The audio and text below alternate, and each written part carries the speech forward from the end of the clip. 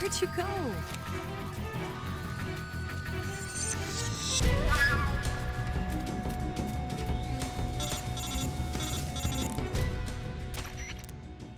Snake, the lake is just over that cliff. Eva should be able to climb it if you help her. Keep her close to you.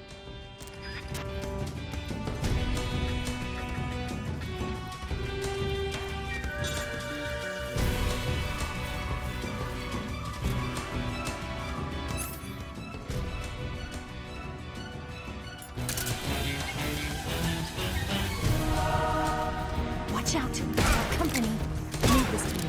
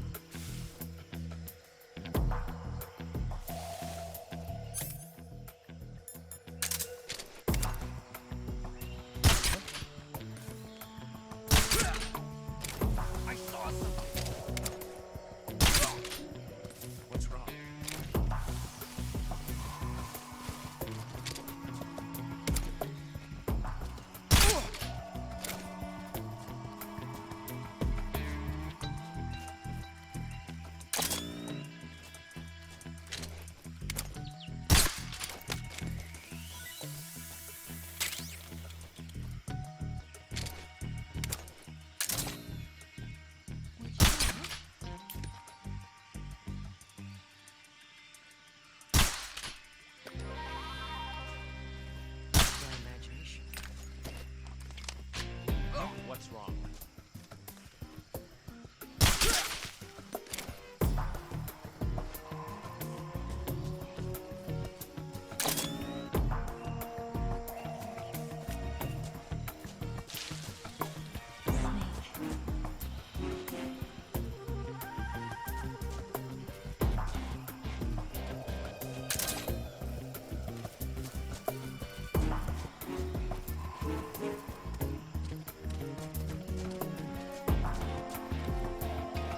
So tired.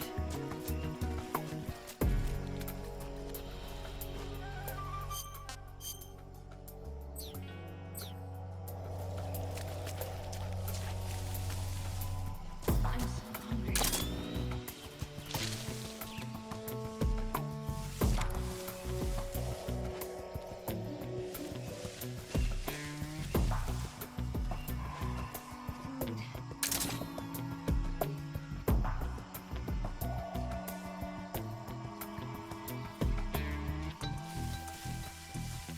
I need to rest.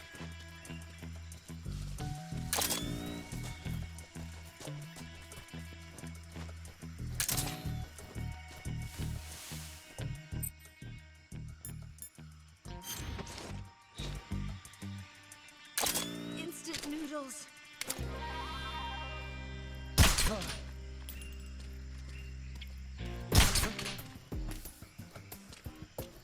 Food.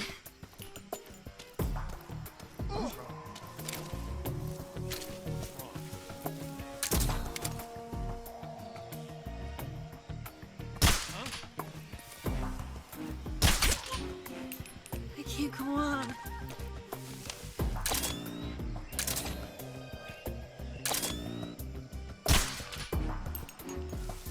Just let me rest for a little bit. The enemy! He's here!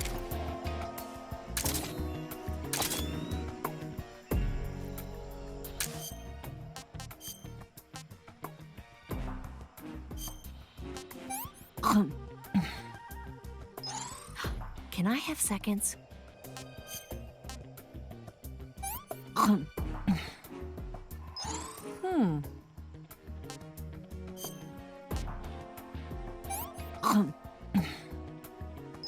not bad at all. I can go now.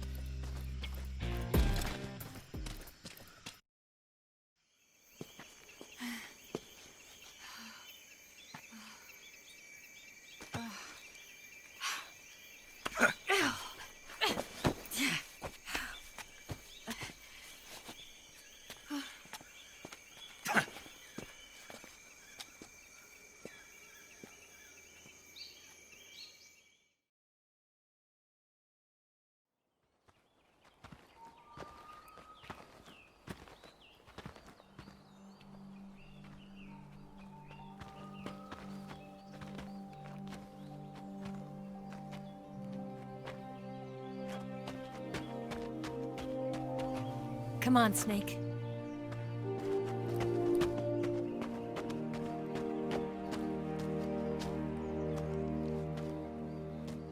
We made it. We made it. Over there.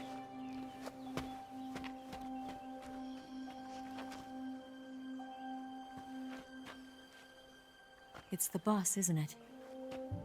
I'll go get the wig ready to take off. Right. I'll leave you two alone. But come back in one piece, okay?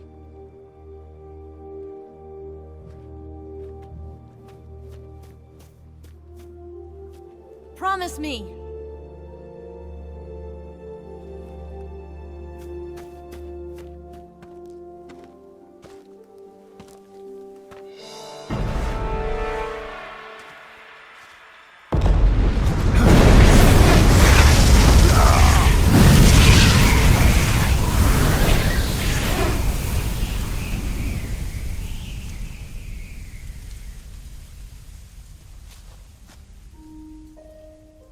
Life's end. Isn't it beautiful? It's almost tragic. When life ends, it gives off a final lingering aroma. Light is but a farewell gift from the darkness to those on their way to die. I've been waiting, Snake, for a long time. Waiting for your birth, your growth, and the finality of today. Boss. Why are you doing this? Why? To make the world one again. The world used to be whole. But with the end of the Second World War, the philosophers began to fight amongst themselves, and the world was torn apart. The Cobras, my comrades who trained and fought alongside me, were torn apart as well. The foibles of politics and the march of time can turn friends into enemies just as easily as the wind changes. Ridiculous, isn't it? Yesterday's ally becomes today's opposition, and this Cold War? Think back. When I was leading the Cobras, America and Russia were fighting together. Now, consider whether America and Russia will still be enemies in the 21st century. Somehow I doubt it. Enemies change along with the times, the flow of the ages, and we soldiers are forced to play along. I didn't raise you and shape you into the man you are today just so we could face each other in battle. A soldier's skills aren't meant to be used to hurt friends. So then what is an enemy? Is there such a thing as an absolute timeless enemy? There is no such thing, and never has been. And the reason is that our enemies are human beings like us. They can only be our enemies in relative terms. The world must be made whole again. The philosophers must be reunited. I will devote my skills to that purpose. And with the Colonel's money, I will achieve that end. Just as I once created the Cobras. They are my family. I may no longer be able to bear children, but I still have a family. It was November 1st, 1951. I was in the Nevada desert participating in atomic testing. The name Nevada is derived from Spanish, covered in snow, white as snow. And snow is exactly what I saw in that Nevada desert. It froze my blood white. Snake, you were an atomic test subject, weren't you? On Bikini Atoll. That's part of the reason I was drawn to you. You and I are alike. We're both slowly being eaten away by the karma of others. We'll never have the chance to die peacefully of old age. We have no tomorrow. But we can still have hope for the future. In 1960, I saw a vision of the ideal future from space. 3 years earlier, the Soviet Union had succeeded in launching Sputnik, the first man-made satellite in history, into orbit. This came as a huge shock to the United States. In response, America threw everything it had into its own manned spaceflight project, the Mercury program. Even as the Soviets seemed poised to send their first man into space, America was still experimenting with chimpanzees and rockets. The government wanted human data. So they secretly decided to send a human being into space. I was the one they chose. At the time, they didn't have the technology to block out cosmic rays, and whoever they sent up would inevitably be exposed to heavy radiation. That's why they chose me. After all, I'd already been irradiated once. Of course, you won't find any of this in the history books. I could see the planet as it appeared from space. That's when it finally hit me. Space exploration is nothing but another game in the power struggle between the US and the USSR. Politics, economics, the arms race, they're all just arenas for meaningless competition. I'm sure you can see that, but the Earth itself has no boundaries. No East, no West, no Cold War. And the irony of it is, the United States and the Soviet Union are spending billions on their space programs and the missile race, only to arrive at the same conclusion. In the 21st century, everyone will be able to see that we are all just inhabitants of a little celestial body called Earth. A world without communism or capitalism, that is the world I wanted to see. But reality continued to betray me. In 1961, I was sent to Cuba, to Bahia de Cochinos. It was part of a CIA-sponsored invasion under the guise of taking Cuban exiles back to their country. But the US government betrayed them. Our weak-kneed president held back their air support. Defenseless, the exiles were annihilated by the Cuban army. All I could do was watch in silence. I was set up by the very country I'd sacrificed so much for, by the very government I dedicated my life to defending. I was driven from the surface world, and I went underground. Then, 2 years ago, I faced the Sorrow, my old comrade in battle. He was my friend. But one of us had to die. I was left with no choice. The Sorrow gave his life for me. There is no enmity between us. One must live, and one must die. That was the mission. The ones who gave me that mission were the philosophers. Early in the 20th century, the true holders of power in the United States, the Republic of China, and the newly formed Soviet Union gathered together in a secret meeting that would later be known as the Wise Men's Committee. The secret pact they formed there marked the beginning of the philosophers. But the last of the original members died in the 1930s. After that, the organization began to run out of control, and the Wise Men's Committee degenerated into a mere shell of its former self. The philosophers of today have no sense of good or evil. Their influence extends to countries and organizations involved in every aspect of every war. They have become war itself. That's how they operate. The sacrifices of war cause a shift in the times. This shift leads to renewed conflict, and in turn triggers the next war. Like a nuclear chain reaction, each conflict sparks countless others, forming an endless spiral that will continue on for eternity. Do you understand what I'm saying, Snake? By consuming me and you, the philosophers intend to keep that cycle going forever. It was my father who explained all of this to me. He was one of them. You see, I am the last remaining child of the philosophers. But after he revealed the truth, my father was killed by that same shapeless, formless organization. And my father isn't the only thing the philosophers have taken from me.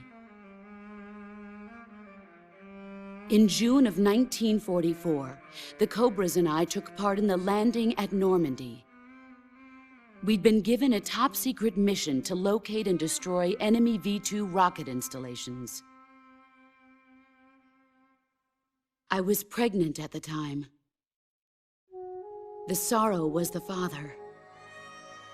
I gave birth on the field of battle. A beautiful baby boy. But my child was snatched away from me by the philosophers.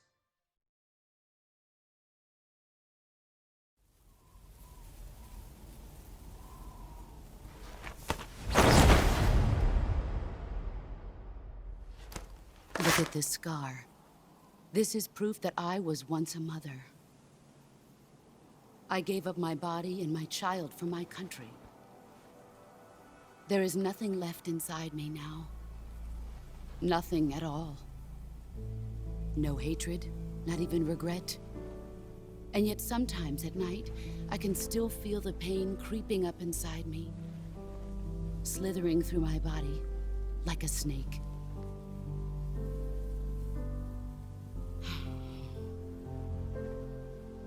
I've never talked this much about myself before. Thanks. Thanks for listening to me.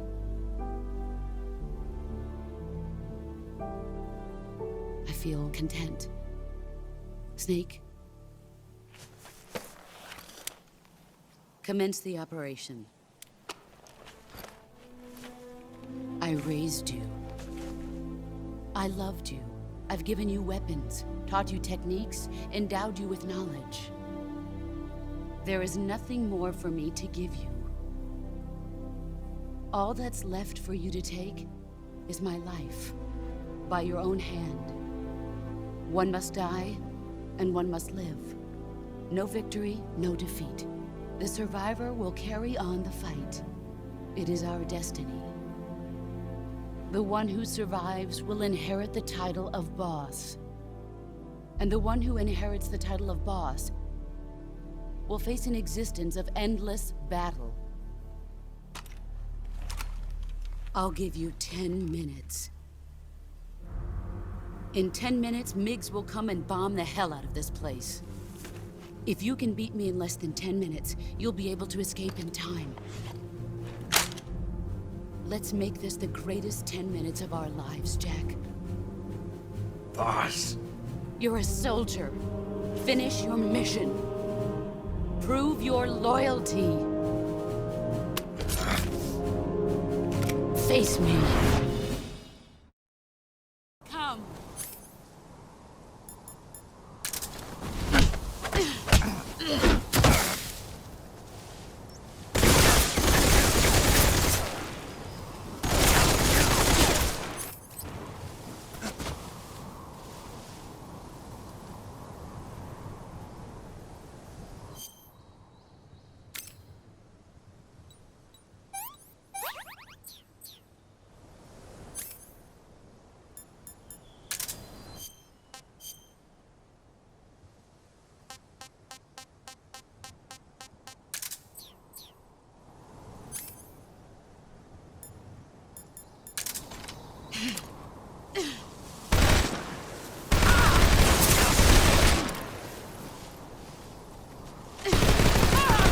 Brace yourself.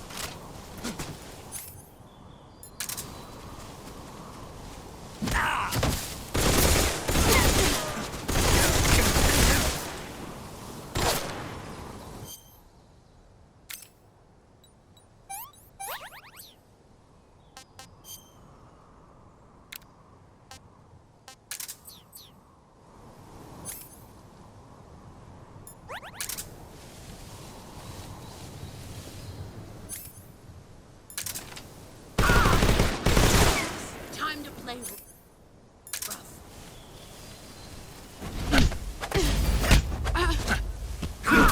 Excellent, Jack.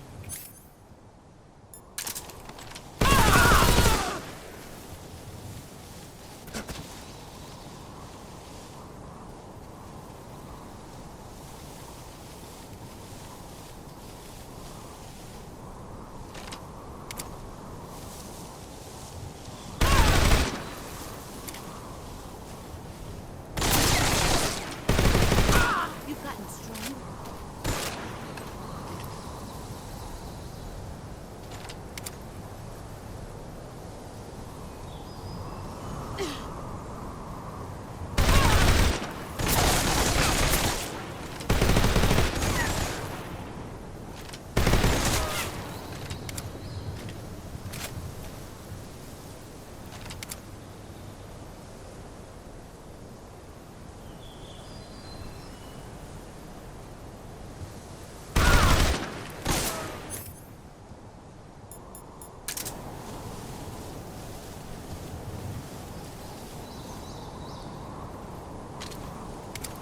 Get ready.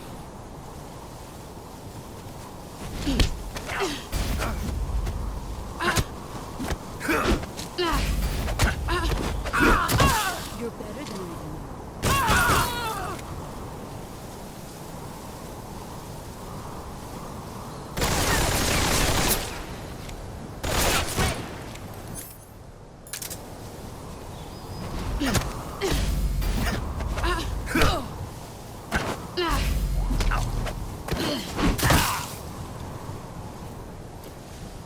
Nice try.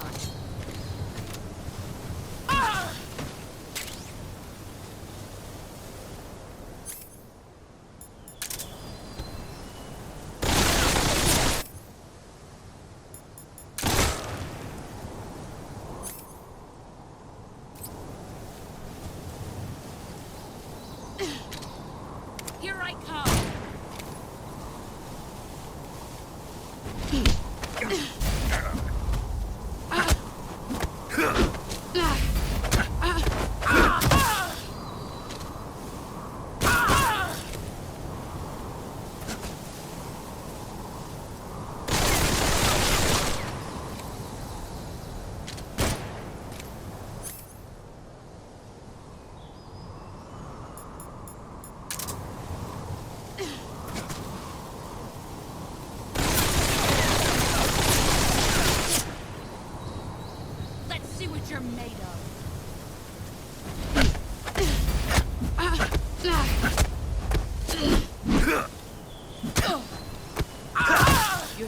have improved.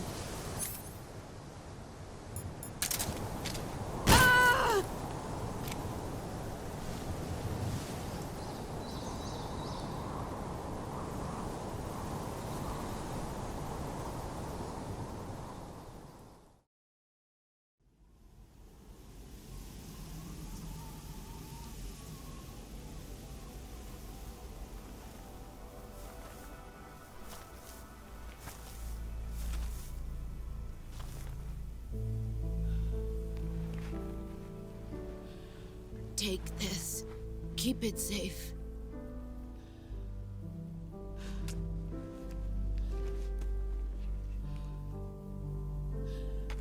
It's our only hope.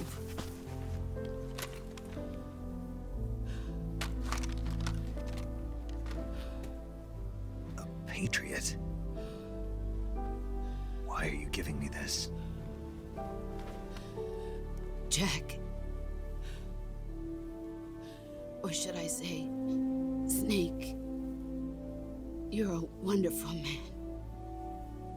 Kill me. Kill me now. Do it.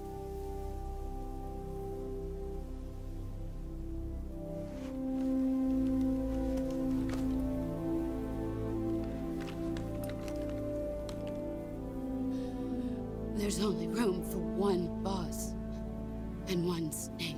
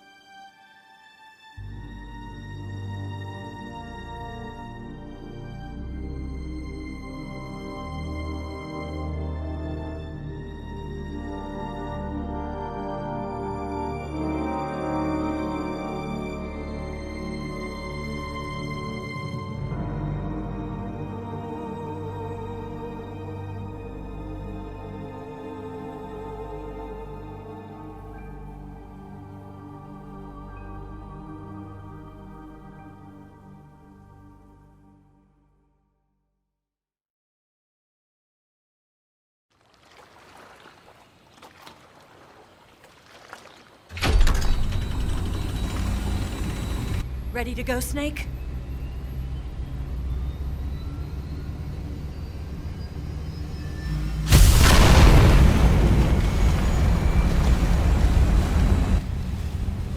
Are you okay?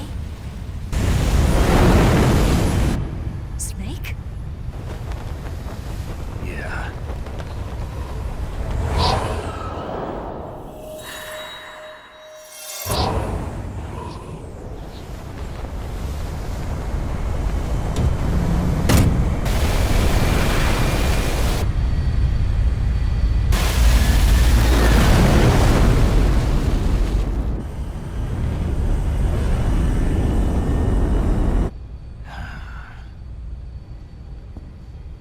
told you could trust me.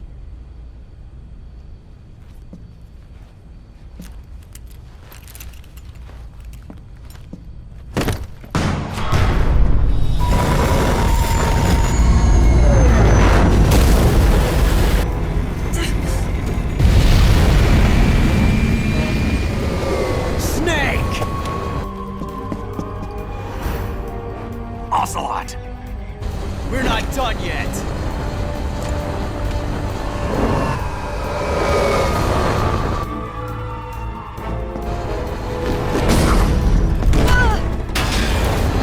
Damn!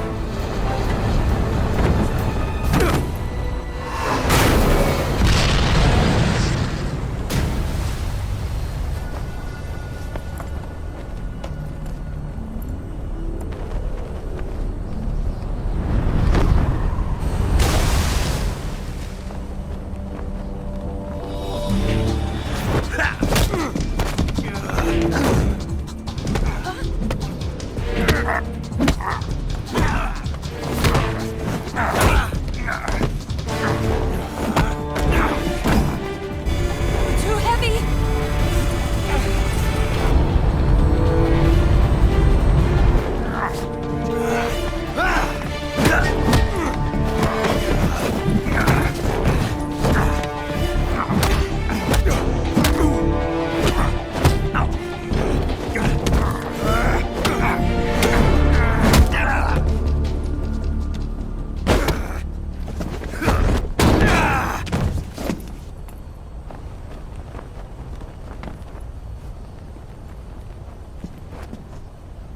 Snake, try to remember some of the basics of CQC.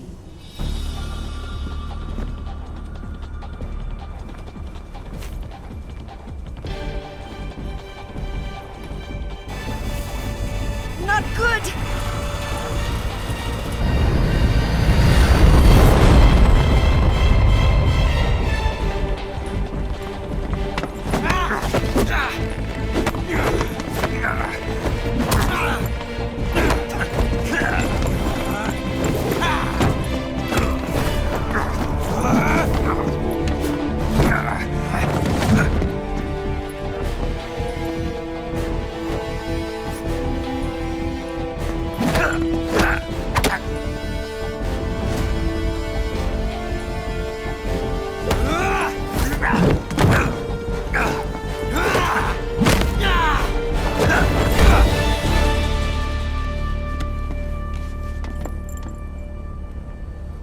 I picked up a few new moves.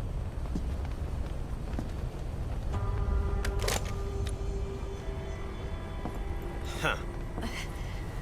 It doesn't feel right to shoot an unarmed man. But I'll get over it. Eva!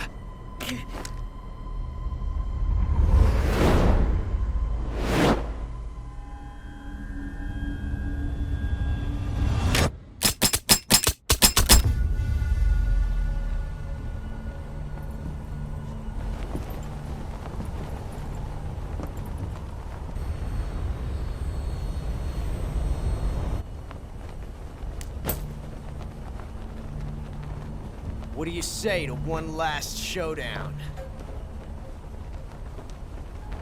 Yeah, all right.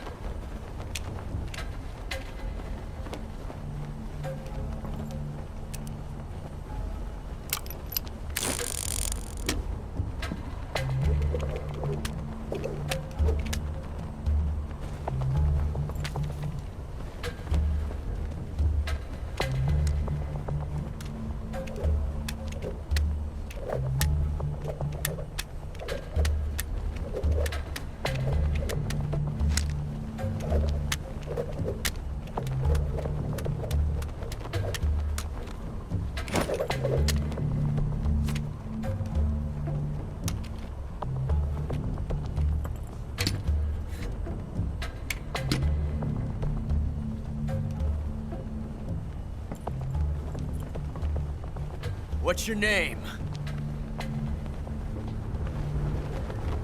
Snake. No. Not that name. You're not a snake, and I'm not an ocelot. We're men with Names. My name is Adamska. What's yours? John. Very well, John. Plain name. But I won't forget it.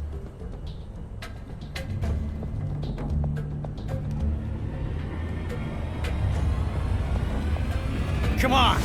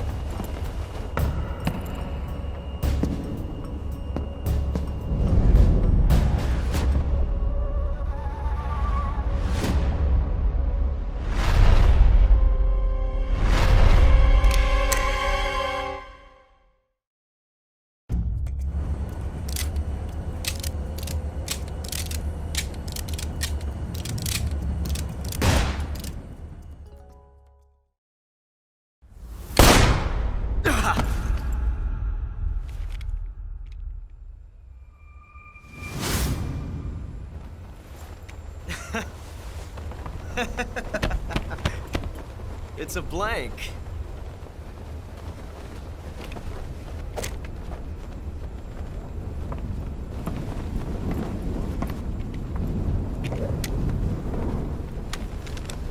Ah, that was fun. Till we meet again, John.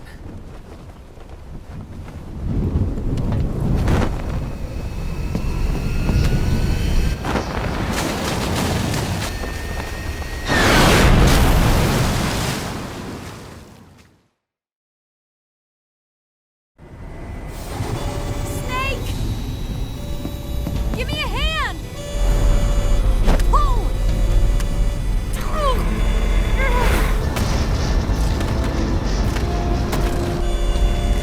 Come on, pull up!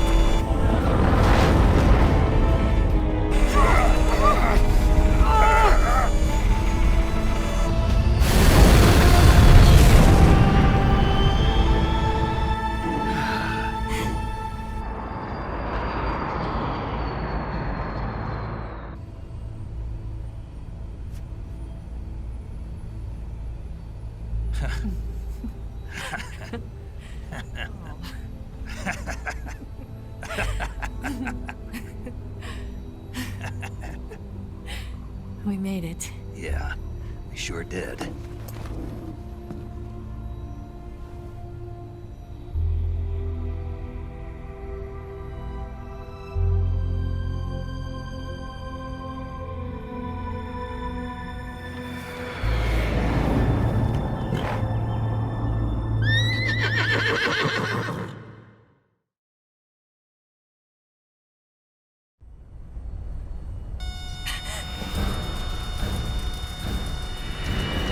Oh no, Miggs!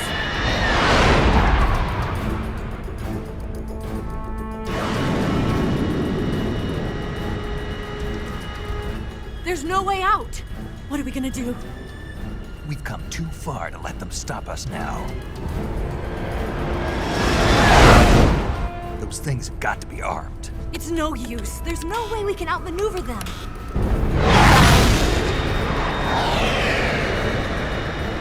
They're gonna shoot us down. We were so close. Weapon systems on. Locked on target. I got tone. You were great, Eva. Huh? Thanks.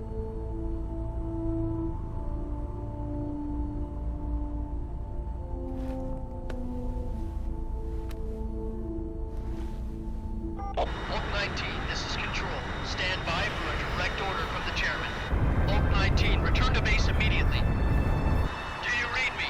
This is a direct order from Comrade Khrushchev. Return to base immediately. Oak 19, do you copy? Understood. Aborting mission. RTB. Look! The MiGs are turning back! Woo!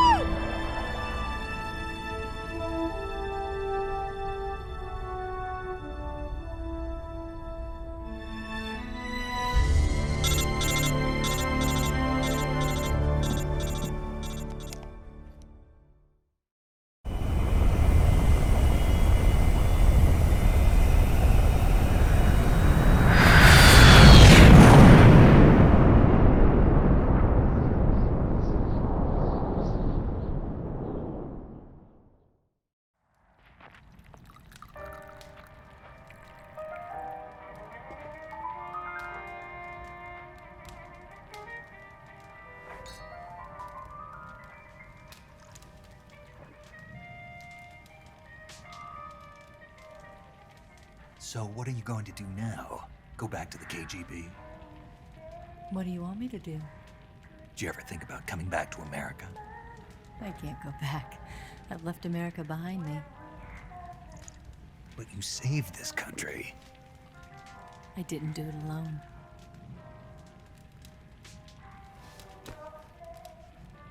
And I still owe you a dinner.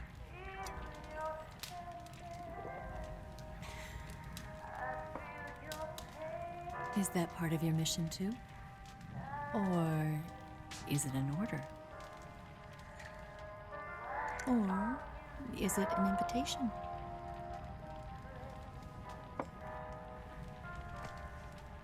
Or a proposal? I don't take orders from anyone now.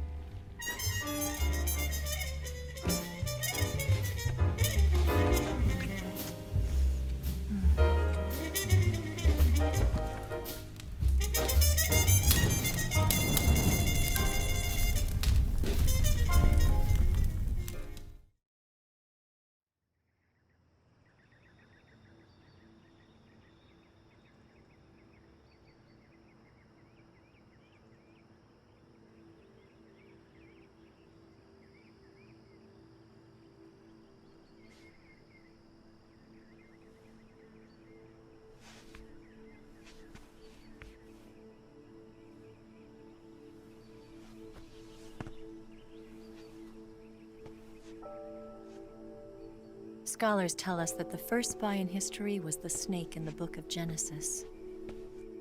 In that story, it was Eve who was tempted by the snake in the Garden of Eden.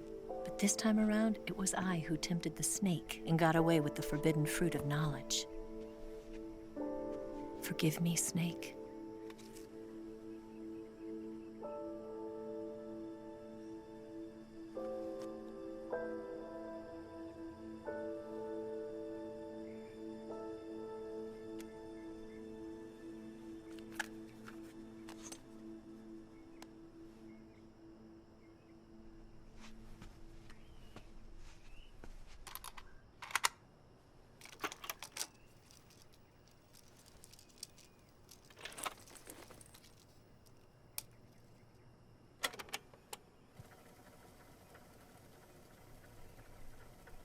Good morning, Snake.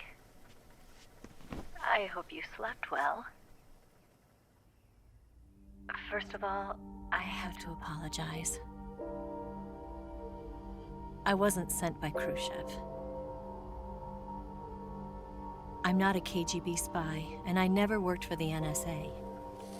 I'm an agent of the People's Republic of China for the General HQ 2nd Department of the People's Liberation Army. It was all a lie. I tricked you. And I'm sorry.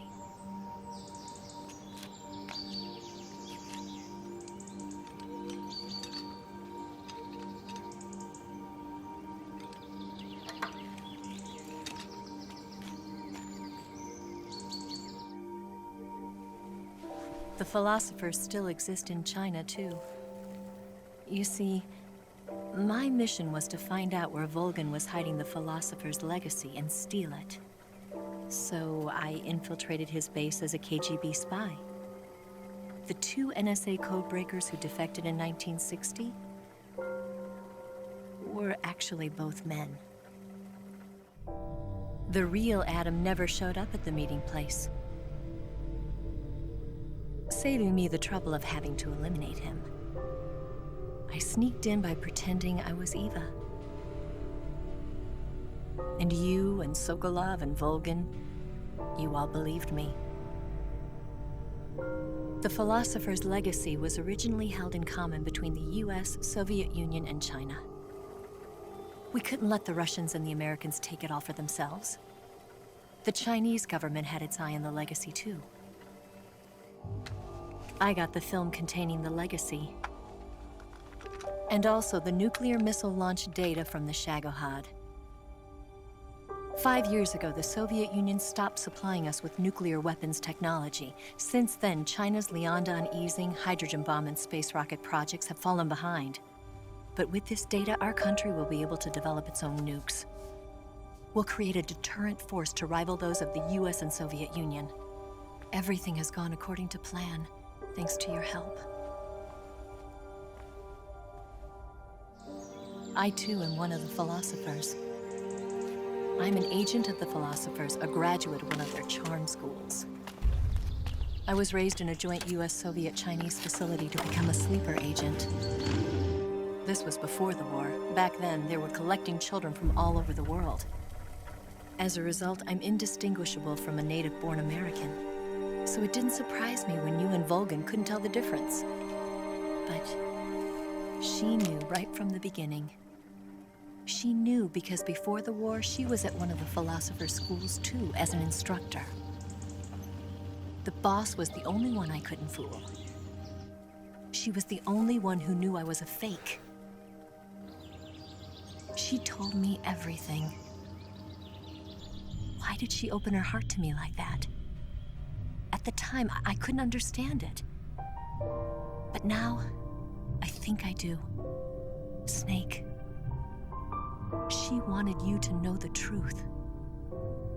She chose me to tell you. That's why she saved my life. I've lied to you so many times, but not this time. My orders from the government were to obtain the legacy and to eliminate everyone who knew the truth about what happened. In other words, I'm supposed to kill you.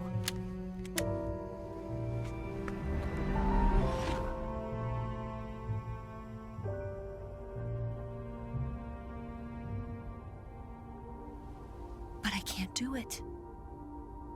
Not because we loved each other. And not because you saved my life. But because I made a promise to the boss. And I intend to keep it. I just wanted you to know. And you have to live.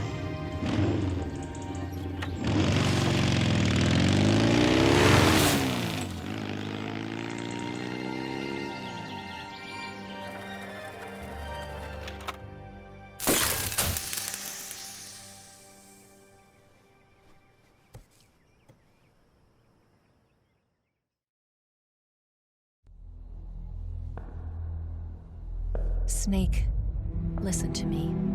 She didn't betray the United States. No. Far from it.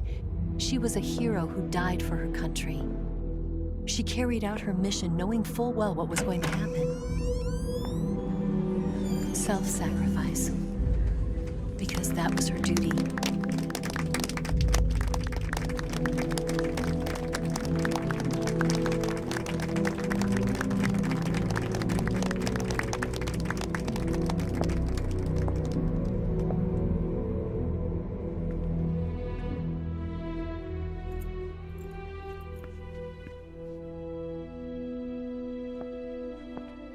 You are above even the boss. I hereby award you the title of Big Boss.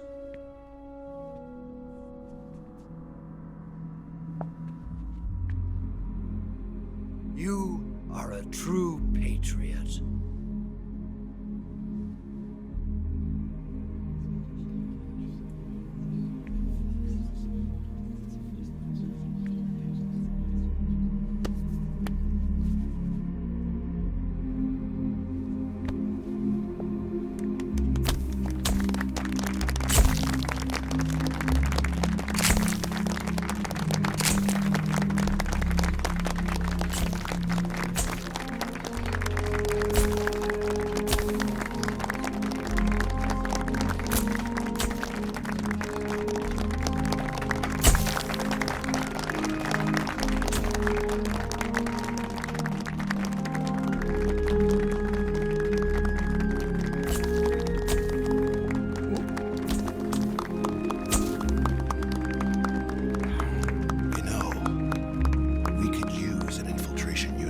fox in the army. Someone like him to handle our top secret sneaking missions for us. A man who combines the qualities of a soldier and an agent. The boss's defection was a ruse set up by the US government. It was all a big drama staged by Washington so they could get their hands on the philosopher's legacy. And the boss was the star of the show. They planned it so that they could get the legacy that Colonel Volgin inherited and destroy the Shagohod at the same time. Only a legendary hero like the boss could have earned Volgin's trust. Finding out where the philosopher's legacy was hidden was to be her greatest mission. Everything was going according to plan. But then something happened that no one could have predicted.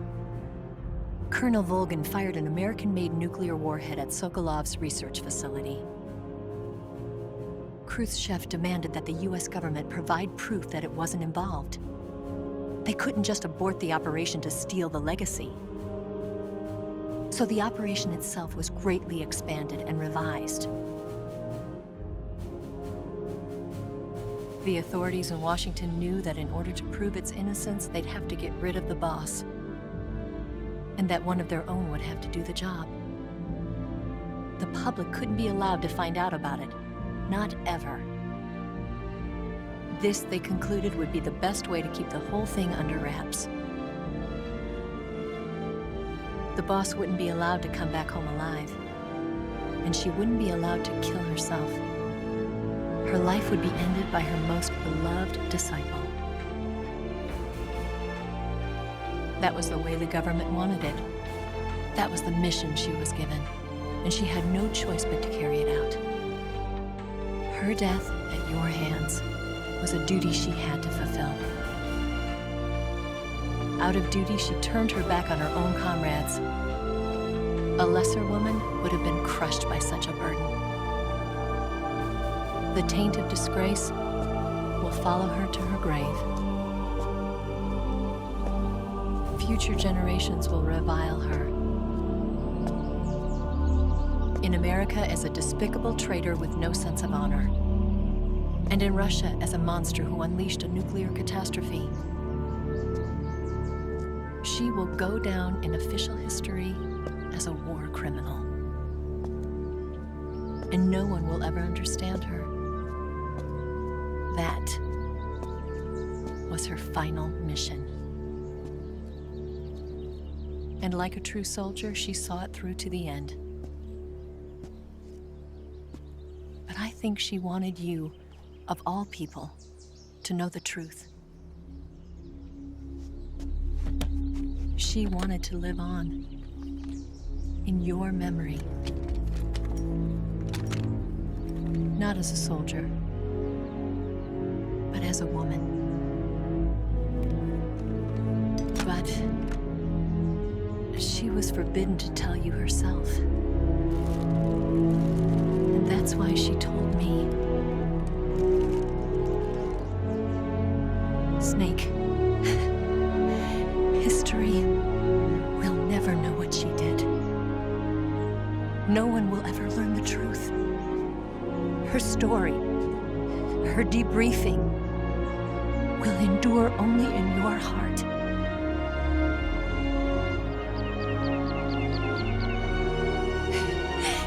Everything she did for her country. She sacrificed her life and her honor for her native land. She was a real hero.